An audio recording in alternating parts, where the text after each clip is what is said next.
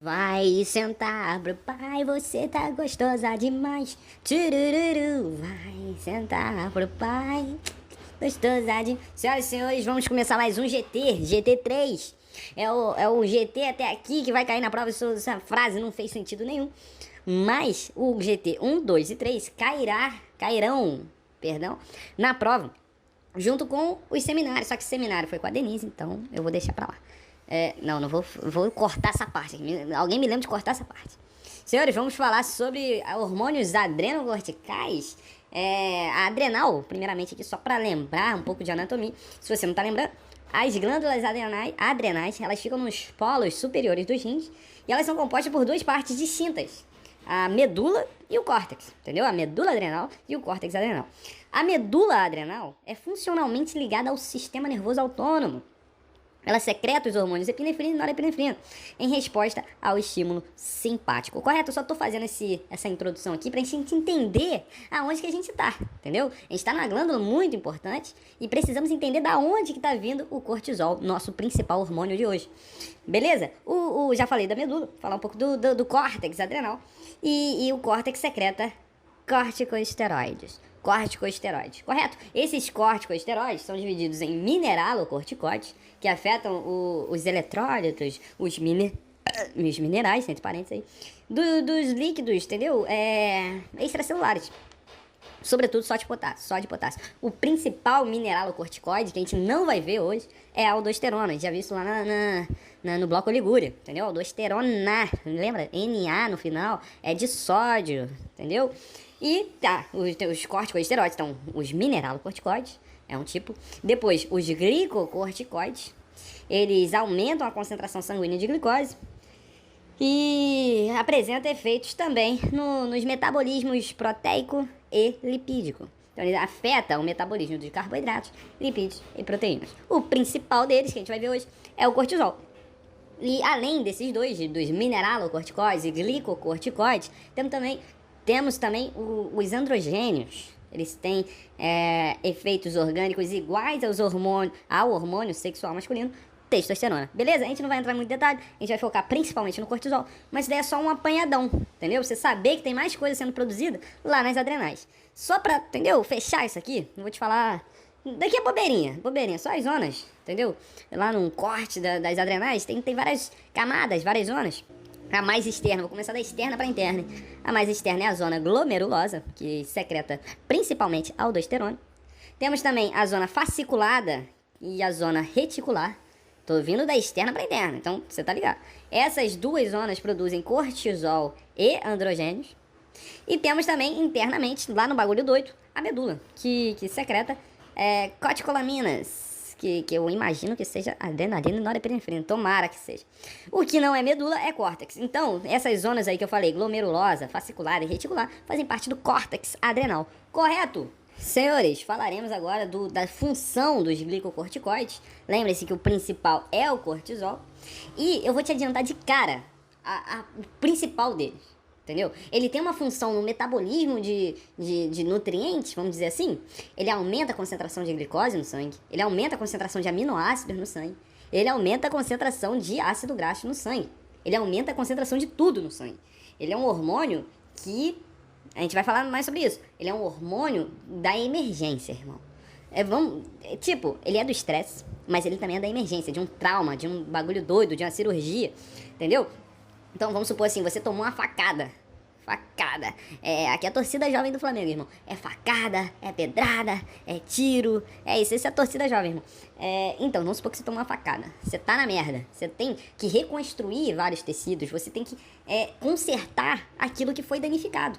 E pra você consertar isso, você precisa de nutrientes, você precisa de munição, tá ligado? Você precisa de suprimentos, você precisa... É como se você estivesse na guerra, irmão. Você tá na guerra. E o que você precisa de uma guerra? Na guerra, a principal coisa é você precisa manter o seu exército alimentado.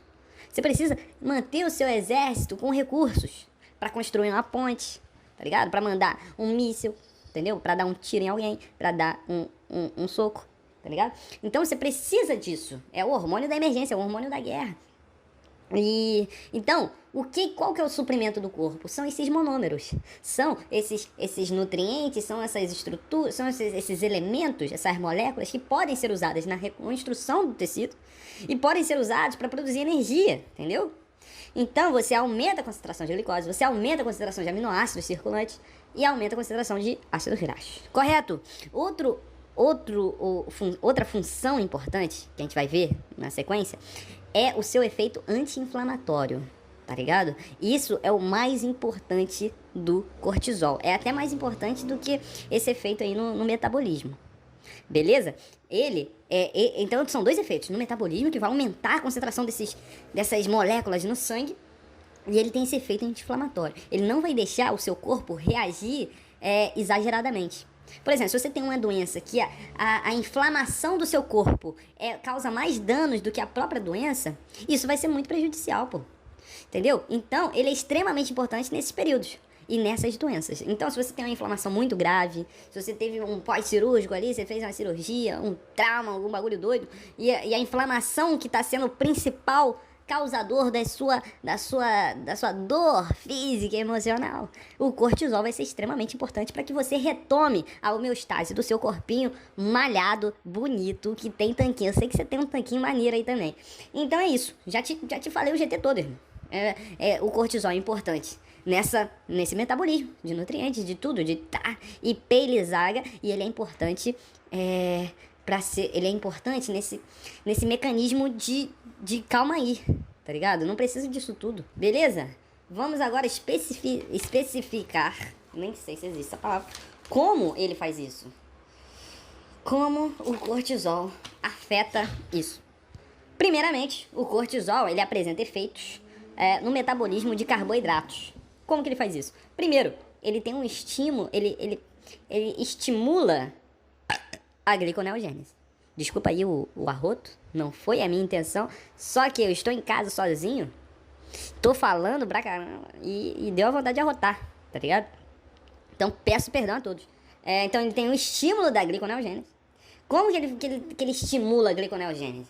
Pô, então o cortisol, ele vai atuar onde que ocorre a gliconeogênese, gente? Vou ter que fazer um resumo aqui pra tu.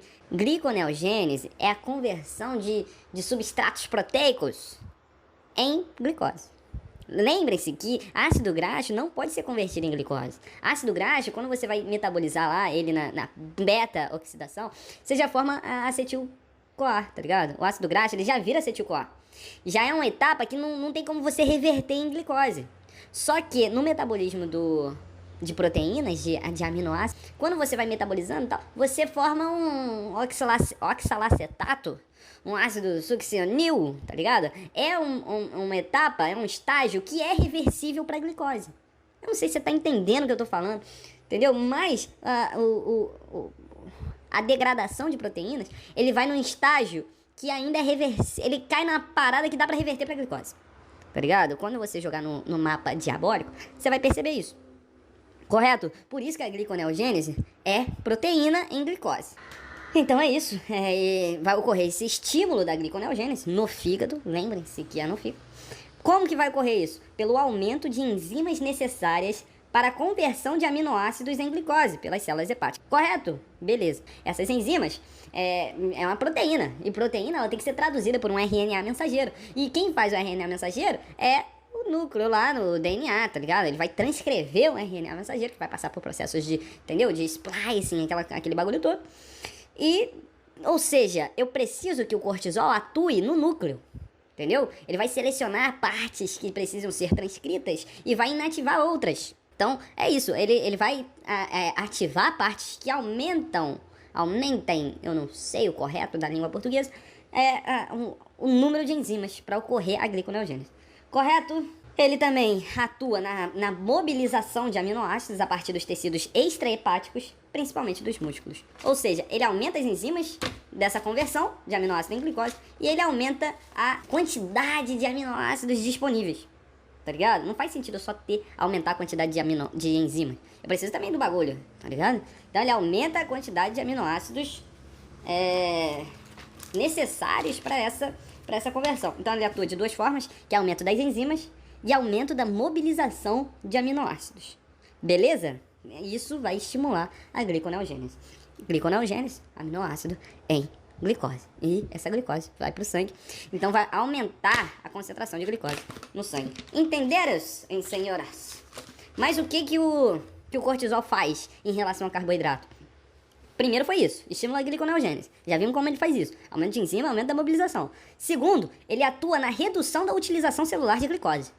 Fala, pô, eu tomei uma facada, eu preciso de mais coisa lá perto da facada, mano. Eu tomei uma facada no ombro. Preciso que meus suprimentos cheguem lá.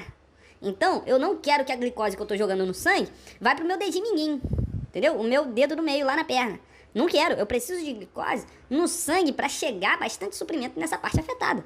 Eu nem sei se a explicação é essa, mas é assim que eu relacionei na minha cabeça, garotinho. Então, o cortisol vai reduzir a utilização celular de glicose. Como que ele faz isso? Não se sabe. Mas uma das formas é pela diminuição da translocação da GLUT. Lembra da GLUT? É um transportador de glicose lá no músculo, é a GLUT4. Entendeu?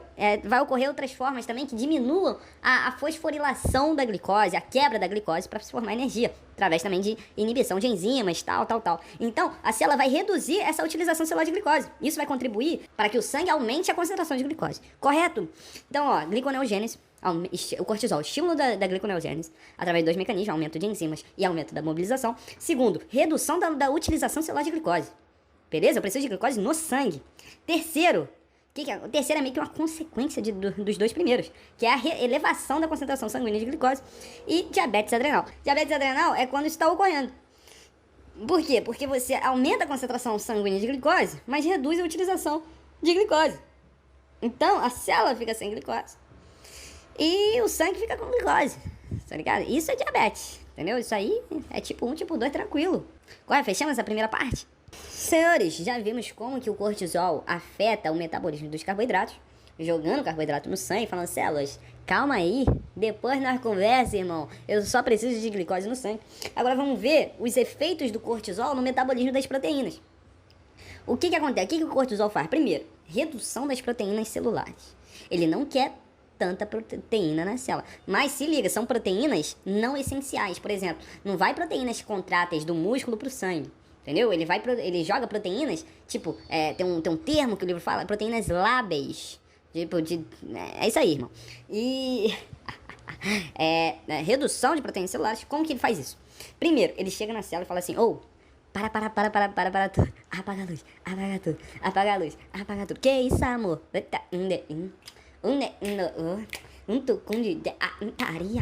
Oi?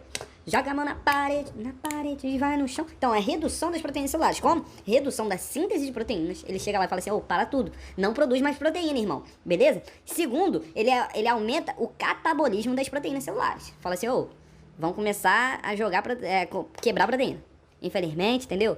Quebra tudo. Quebra tudo. Ai, que isso, amor? Qual a consequência disso? Aumento da concentração plasmáticas e hepáticas de proteínas. Correto?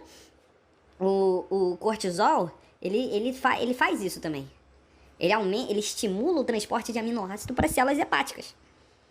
O fígado, o liver, é um órgão essencial, né, no corpo humano, porque é ele que comanda tudo, irmão. Ele que comanda para onde tá, ele que produz tudo, ele converte tudo, entendeu? Então, ele reduz, redução das proteínas celulares e aumento da concentração plasmáticas e hepáticas de proteínas. Entendeu? Então, ele pega essa proteína na célula, quebra, ou joga ela inteira mesmo, vai pro sangue. No sangue, essa proteína, esse aminoácido, não vai para tecidos extrahepáticos. Ele também desestimula esse envio para células extrahepáticas. Entendeu? Igual ele faz com a glicose. Então, o cortisol ele precisa de aminoácido no sangue e no fígado. Por que no fígado? Porque no fígado está ocorrendo a gliconeogênese. Beleza? Essa conversão de aminoácido em glicose. Então, tranquilo, a consequência disso tudo é aumento dos aminoácidos sanguíneos, diminuição do transporte de aminoácido para células extrahepáticas e aumento do transporte para células hepáticas. Beleza? Tranquilo? Então, fechamos aí o efeito do cortisol no metabolismo de proteínas. Agora, falta ácido graxo, falta gordura, triglicerídeos, que é a mesma coisa, triacilgliceróis, né? Mais correto aí, tá ligado? Então, o efeito dele, o que ele causa? É a mesma coisa dos outros dois, ele precisa de ácido graxo no sangue. Entendeu? Como que ele faz isso? Mobilização de ácido graxo. Ele aumenta a concentração de ácido graxo no sangue, aumento da beta-oxidação, ou seja, uma utilização de ácido graxo para gerar energia. E os sistemas metabólicos, eles deixam de utilizar a glicose para a geração de energia. Entendeu? É aquilo que a gente viu lá no metabolismo da glicose. Se as células não estão usando glicose, está usando o quê? Está usando ácido graxo. Então, aumenta a concentração de ácido graxo no sangue e aumento da beta-oxidação. A beta-oxidação não ocorre só no fígado, pô. Tá ligado? O músculo faz muita beta-oxidação. A gente viu isso lá no GT1. Então, aumento de ácido graxo no sangue, aumento da beta-oxidação. Produção de energia é ácido graxo. Nas células, entendeu? Sobreviventes aí, eu preciso de energia também. Beleza? Segundo, além dessa mobilização de ácido graxo, ocorre, tem um problema, que é meio contraditório, tá ligado? Porque tá havendo quebra de triglicerídeos, triacilgliceróis, mas tem um efeito contraditório, que é a obesidade.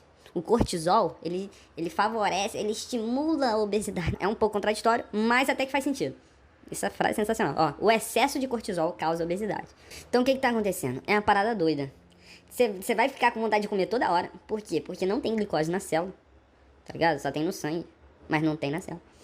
E essa compulsão alimentar, esse estímulo excessivo à ingestão alimentar, vai fazer com que gorduras sejam armazenadas em algumas partes do seu corpo, onde a catabolização dessas gorduras é mais lenta do que o armazenamento, tá ligado? Não sei se ficou claro, mas também essa parte é meio confusa.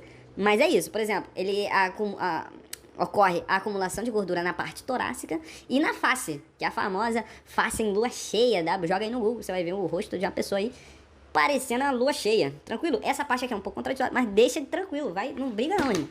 Vai tranquilo com ela e é isso. Então já vimos os três, como que ele afeta o metabolismo dos três principais nutrientes. Então já vimos como o cortisol afeta carboidratos, jogando glicose no sangue, preciso de glicose no sangue. Proteínas, eu preciso de proteínas no sangue e no fígado, proteínas e aminoácidos, porque no fígado está ocorrendo a gliconeogênese, correto? E eu estimulo a quebra de gordura em ácido graxo. Eu preciso que as células utilizem mais ácido graxo para ocorrer uma conservação de glicose e glicogênio. Beleza? Eu ia falar glicogênio, não viajei. Entendeu? Tranquilo? Agora temos que ver talvez a sua principal função, que é os seus efeitos como anti-inflamatório.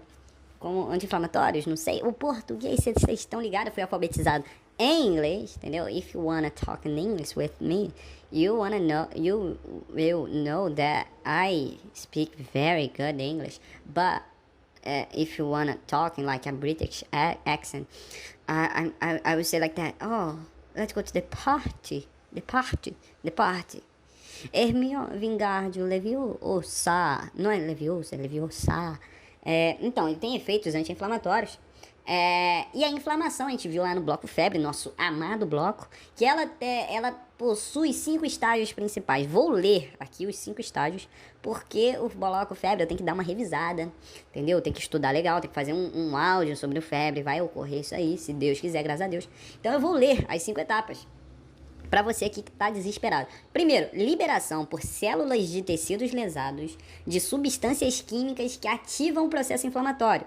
Quais são essas substâncias? Histamina, bradicinina, enzimas proteolíticas, prostaglandinas e leucotrienos. Beleza? Onde que ficam essas substâncias químicas? Elas ficam principalmente dentro dos lisossomos. Eu tô falando isso porque você vai ficar ligado no efeito do cortisol, entendeu? Então, esse é o primeiro estágio, é isso aí.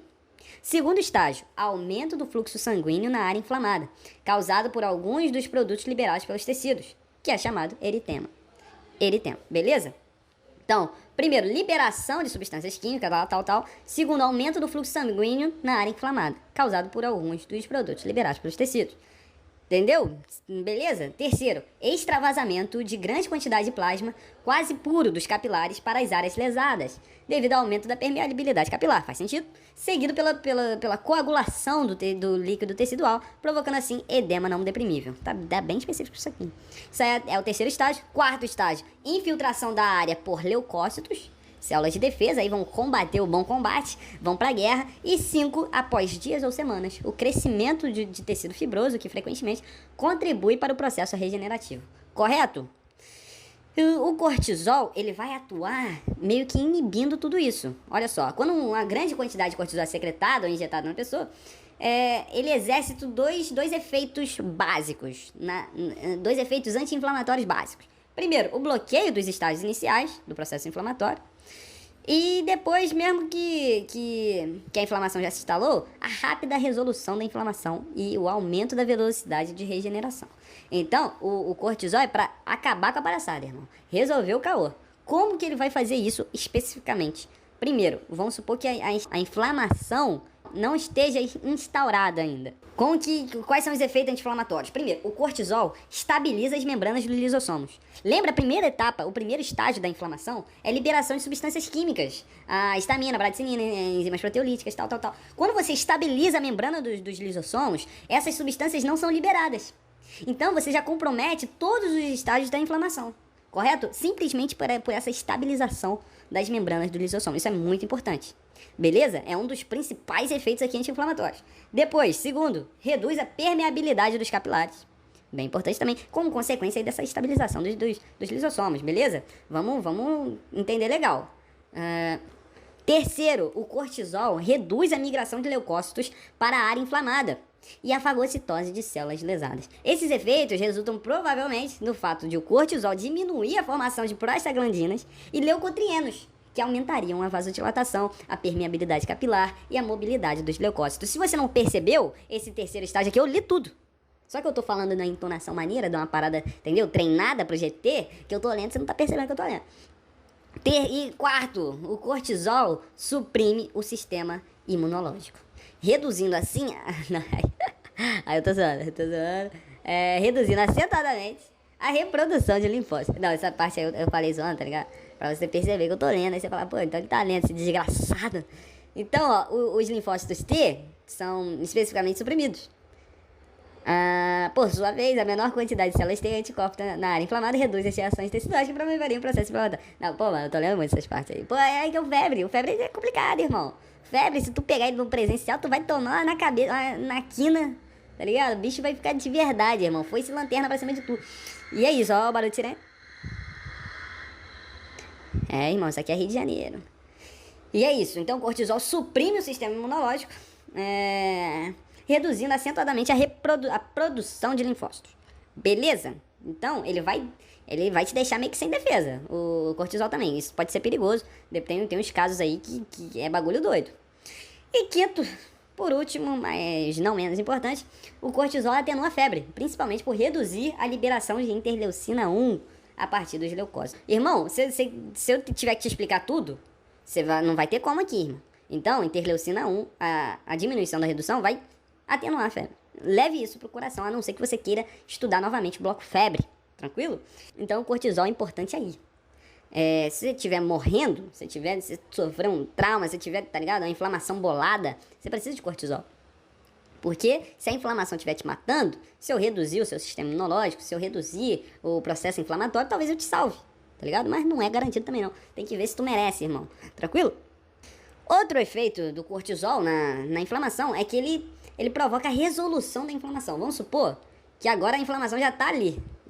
Antes eu tô bloqueando os estágios iniciais da inflamação. Eu tô fazendo isso para que não ocorra a inflamação no primeiro momento dele. Mas já que ocorreu, já que tá ali a inflamação, eu vou promover a resolução da inflamação. Como que eu faço isso? Não se sabe. Talvez a hipótese que tem aí é pelos seus efeitos no metabolismo do carboidrato, das proteínas, do ácido graxo, entendeu? Eu tô dando muito suprimento pro corpo, pra área afetada, entendeu? Isso daí agiliza a minha regeneração.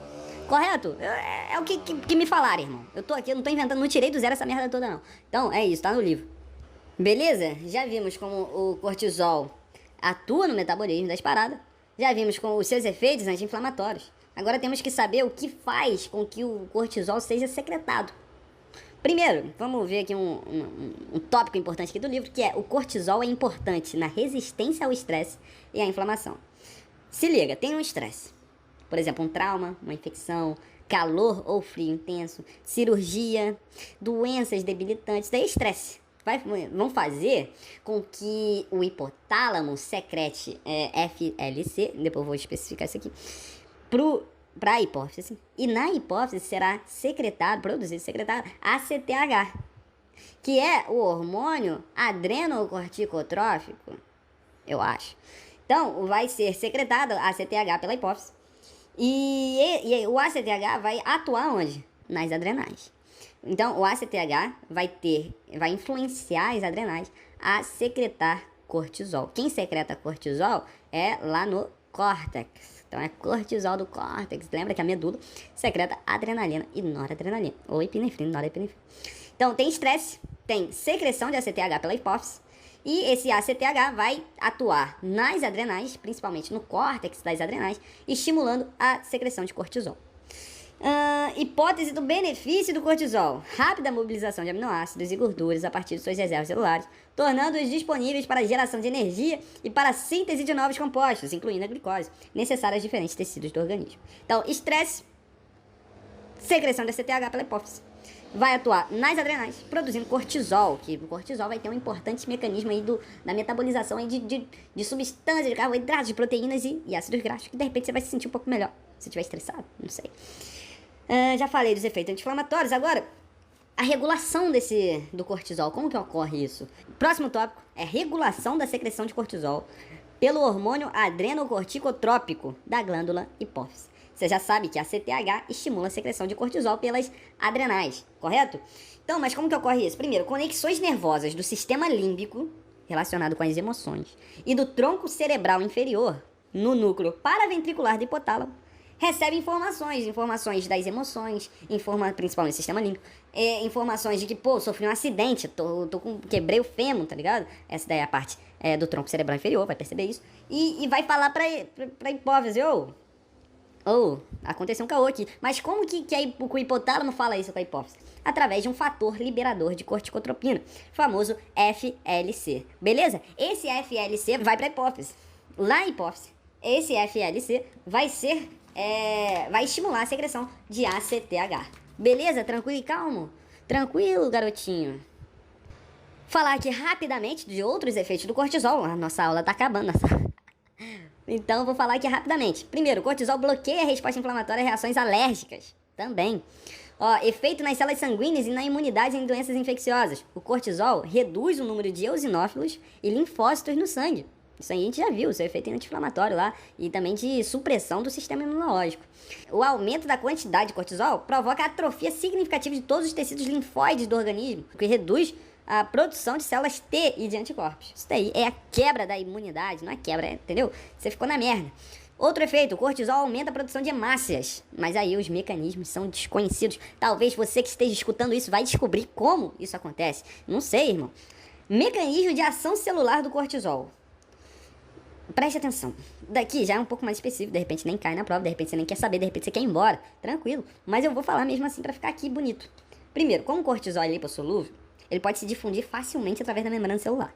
Entendeu? Tranquilo. Semelhante dissolve semelhante. Então, beleza. Então, o cortisol dentro da célula, lá no citoplasma, ele liga-se ao seu receptor proteico no citoplasma, indo para o núcleo.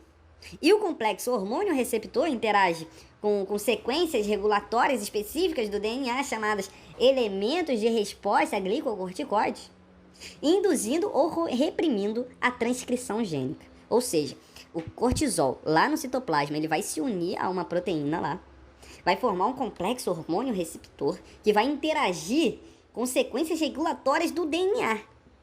Então, ele vai se ligar à proteína, vai para o núcleo. Lá no núcleo, ele vai interagir com as sequências de DNA lá, induzindo ou reprimindo a transcrição gênica. Lembra disso? Que ele induz a produção de enzimas que vão participar lá da gliconeogênese? É assim que ele atua, correto? Então, isso demora, tá ligado? É um mecanismo que demora, porque eu tenho que entrar na célula, eu tenho que ligar a proteína, eu tenho que ir lá pro núcleo, eu tenho que selecionar o que vai ser inibido, o que vai ser ativado, eu tenho que produzir proteínas, entendeu? Isso tudo demora. Então, o cortisol, para fazer um efeito, para ter um efeito do cortisol, isso vai levar de 45 a 60 minutos, entendeu? Então, demora, porque ele atua no núcleo. Tranquilo? Beleza, então, mecanismo de ação celular. Importante também pra você saber. Pra você saber, irmão. Tem coisa que você tem que saber. Outro tópico. Agora estamos no asterísticos. Que é o ACTH ativa as células adrenocorticais para produzir esteroides pelo aumento do AMP cíclico. Entendeu? Isso aí é um mecanismo lá da insulina glucagon. A gente já viu isso. Negócio de segundo mensageiro, já viu? Então é mais ou menos isso. Então, ó, o ACTH, ele ativa a adenilciclase na membrana da célula, membrana interna lá da célula. Essa adenilciclase vai induzir a formação de AMP cíclico, que é AMPCzinho. O AMP cíclico ativa enzimas intracelulares que causam a formação dos hormônios adrenocorticais. Então, o AMP cíclico que é o caô que vai ativar tudo, beleza? Lá nas camadas das adrenais. É assim que ocorre a formação dos hormônios, né? Eu falei, o tópico anterior era como o cortisol age. Agora eu tô falando como que o ACTH age na célula das adrenais. Entendeu? Ela vai se ligar ao AMP cíclico, ela vai ativar a adenilciclase, quer dizer, que vai induzir a formação de AMP cíclico. O AMP cíclico ativa enzimas intracelulares que causam a formação dos hormônios adrenocorticais. Beleza? Meio profundo? Não? Tranquilo? A mais importante ativação, nem sei se o português aí foi correto, é a ativação da enzima proteína sinase A, que causa a conversão de colesterol em preanenolona.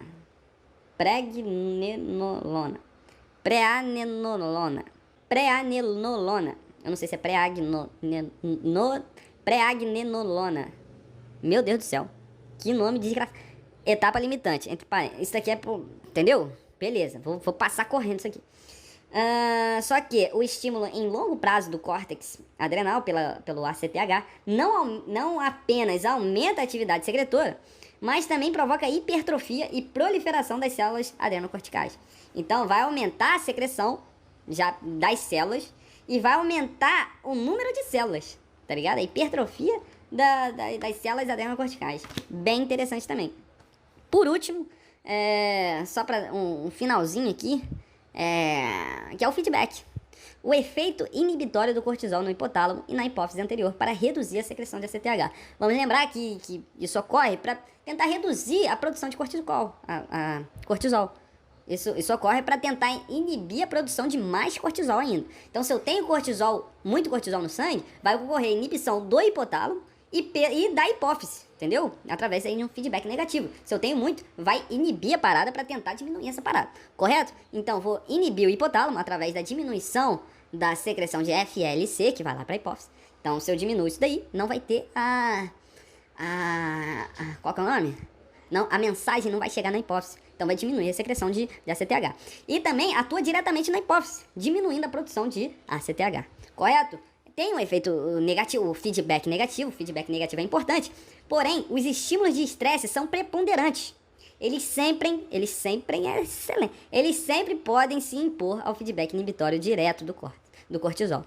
Então, apesar do feedback negativo causar uma inibição do cortisol, da produção de cortisol, tipo, da secreção de ACTH, que consequentemente vai tentar diminuir a secreção de cortisol, apesar desse efeito de feedback negativo, o estresse é preponderante. Então, se você tiver um bagulho doido ocorrendo, vai ter liberação de ACTH, entendeu? O bagulho é doido, o feedbackzinho não vai dar conta de segurar a secreção de ACTH não, entendeu? Os estímulos são preponderantes, os estímulos de estresse são preponderantes. Correto, senhores? Foi um prazer estar aqui com vocês hoje, brincar com vocês, e é isso. Vamos pra prova, vamos tranquilo. Saudações rubro-negras a todos. Tô indo malhar pra ficar forte, entendeu? Praia Med e essas coisas. Tamo junto. É nóis. Beijo no coração, beijo no seu sorriso.